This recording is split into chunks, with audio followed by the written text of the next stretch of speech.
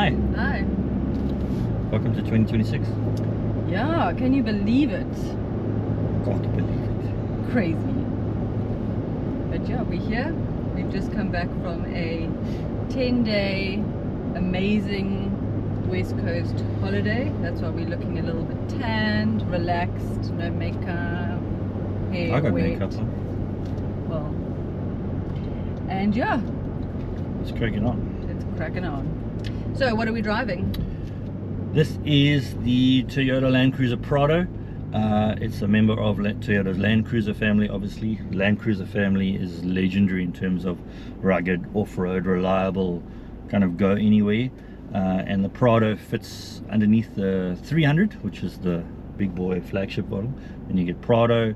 Then you get the Land Cruiser 70, which is very kind of back to basics. A lot of the farmers drive them and like it a lot. And they don't break, they don't sell them, they just keep them. And then there's a all new Land Cruiser FJ coming this year, which is smaller than this, and I think it's going to sell like hotcakes. Yep. But yeah, you can't go wrong with Toyota Land Cruiser family, legendary. And this is Prado, really popular, long waiting list. And this is the VX-L, which is the new flagship version. There's three products in the Prado range: an entry level of XVR, and this is XVL. Go. Wow. Yeah. Okay. Well, you asked. What are the pros?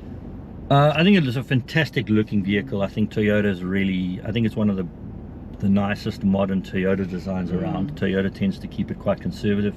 Exterior and interior. Exterior and interior, they've kind of like, they've really like gone, okay, cool, this is the car. And I think a lot of people like this vehicle. Even there's not a lot you can criticize about the styling. I really like the first editions that came out. They were limited edition. They came out with a retro headlights. They came out with kind of retro styled headlights, and then this car has the standard ones. But yeah, I really like the styling.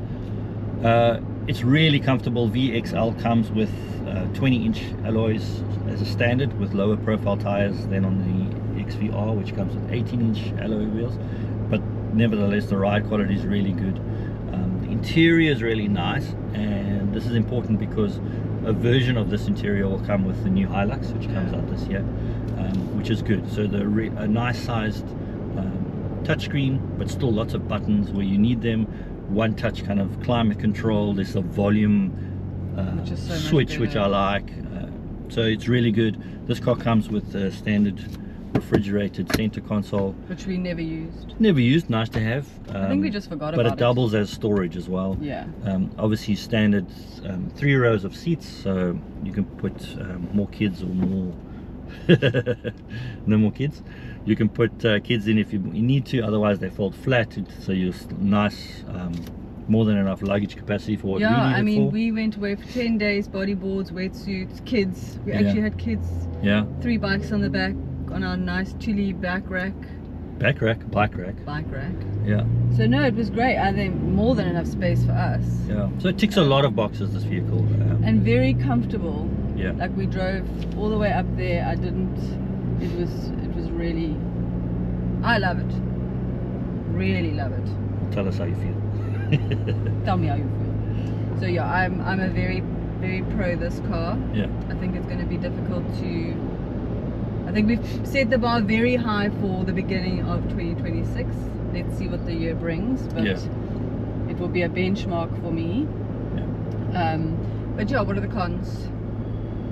So it's not really a con for me, because I would use a vehicle like we've used it, and it's been more than enough power, more than enough performance. So I'm overtaking 10.2 liters per 100 kilometers, which Very is good. acceptable. But this car only comes with a 2.8 liter GD6 4-cylinder diesel motor, which is the same as in the Hilux. And for some people, particularly if you want to go towing a vehicle or towing a boat or a caravan or something heavy, they would prefer more performance of the V6.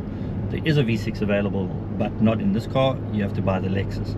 So there's a Lexus GX 550, which is obviously, it's the same car, but they've Lexusified it. Yes.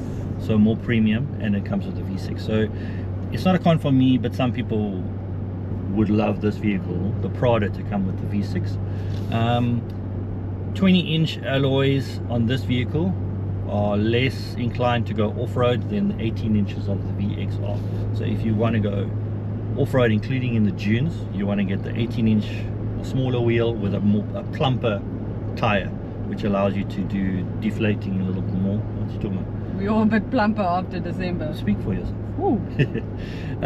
So the 20-inch alloy wheels are definitely more around town focused. They look good, and it's also got color coding on the wheel arches on this car and on the sills, which are more inclined to scratch in an off-road environment. So if you're going off-road and you are inclined to go off-road in a Prado, I would probably get the VX-R with the smaller wheels, black wheel arches and cladding, which you don't mind scratching maybe. Yeah. So otherwise, I think maybe one of the other cons will probably be the waiting list on this car, to be honest with you. Yeah. I think there's still a long waiting list. But yeah, that's probably it. My only con was we had a bit of trouble once we put the bikes on the rack. We parked to get a Wimpy burger and realized that we couldn't reverse very easily out of the parking lot. Yeah, so it's a problem with advanced driver assistance systems. This car is one of the vehicles that has a collision avoidance system in reverse. So in an ideal world, it detects when there's a bicycle, not a mounted bicycle, or a person or something, and it'll emergency brake the vehicle. And I went through the menus and I couldn't find it, and I'll stand corrected if there is a way to switch it off. But with a bike rack on the tow hitch, it wouldn't reverse, so it was a chore. So it kept panicking and braking. Yeah, kids were in tears. Blood pressure was up. But anyway, we pushed on through. But I must say, this car isn't as intrusive in everyday driving as a lot of the other vehicles, particularly Chinese, in terms of advanced driving. So it'll keep me in my lane if I move across and don't indicate. Keep me in my lane like you do. But it's not intrusive, it's not shouting at me to pay attention, those things. So I appreciate that, and I don't think that would work in a vehicle like this, which is adventure focused. I think you would constantly be fighting it. So. What are the rivals? Its direct rival is the Ford Everest Platinum, which is the flagship Platinum, and that actually does come with a V6 motor in it.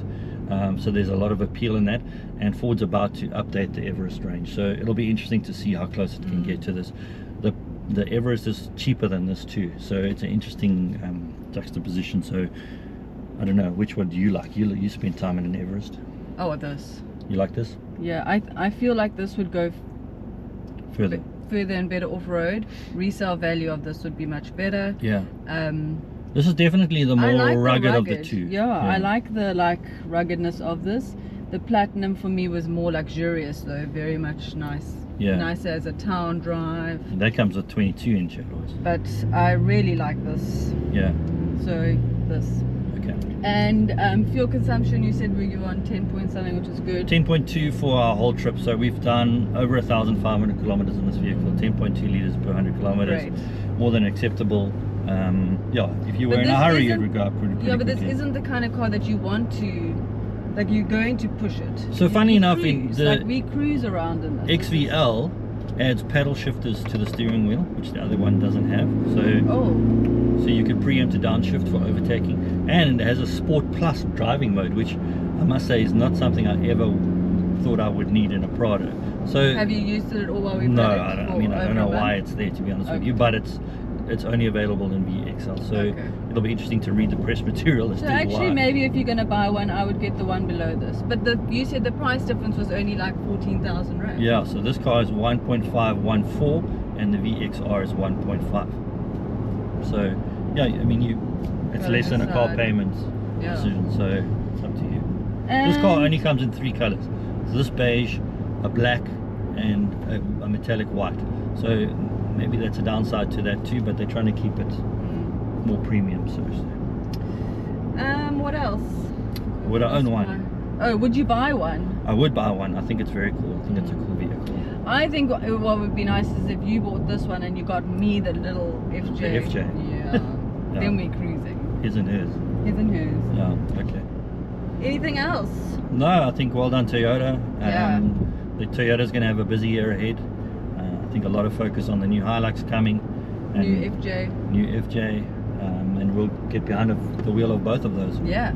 So Cool. keep an eye out. Yeah, we're back, baby. Thank you. Thank you.